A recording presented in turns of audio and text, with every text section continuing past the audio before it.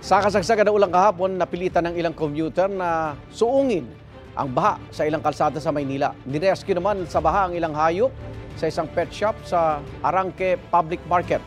May unang balita si Mav Gonzales. Nagmisulang evacuation center ng mga hayop ang bangketa sa Arangke Market sa Maynila. Kwento ni Bong, biglang taas ang tubig nung Lunes ng gabi kaya hindi na nila nakuha lahat ng alaga sa pet shop nila sa basement. Yung iba po, hindi namin nasalba. Mayroon na tumulong para may salba namin. Sila Bryant naman, mga freezer ang unang isinalba.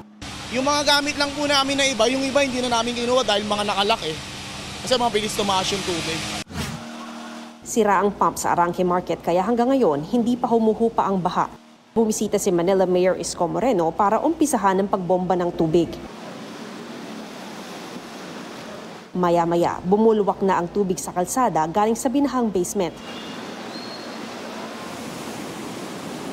Sa Taft Avenue, kahit maulan, walang magawa ang mag-inang ito na papunta sa Philippine General Hospital. Ang hirap kasi humingi ng schedule sa hospital. Ang mga LRT commuter gaya nila, kung hindi lulusong sa baha, trike ang karaniwang sinasakyan. Dagdag kita para sa mga tulad ng tricycle driver na si Danilo. Hindi ako nagagandahan dahil maraming naaabala sa mga pumapasok ng trabaho, kawawa naman sila. Yung ibang mga kasamang tricycle boy, nagagandahan sila dahil malaki ang kita nila. Para makatulong na bumaba yung baha, binuksan na nila yung isang sewer dito sa may Taft Avenue. Para daw dyan papasok yung tubig. Yung mga nandun naman na taga MMDA, ang ginagawa naman nila, i-declog nila, tatanggalin nila yung mga basura, binubuksan yung manhole. Dito sa isa, ayan, 2 sako ng basura na yung nakuha nila. At yan yung isa sa mga dahilan kaya bumabaha dito. Sako-sakong burak ang nakuha sa mga drainage system. Yung higop, burak. Pag binugahan namin, burak din lalabas. Nahakot namin yung basura about 3 weeks ago.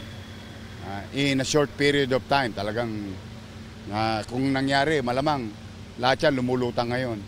At makikita mo, baha sa Maynila, kahit saan ka magpunta, may makikita kang baha, pero wala kang makitang basurang lumulutang. Samantala, namigay naman ng relief goods sa mga nakatira sa ilalim ng tulay malapit sa Malacanang si First Lady Liza Araneta Marcos. Ito ang unang balita. Mav Gonzales para sa GMA Integrated News. Igan, mauna ka sa mga balita, mag-subscribe na sa GMA Integrated News sa YouTube para sa iba't ibang ulat sa ating bansa.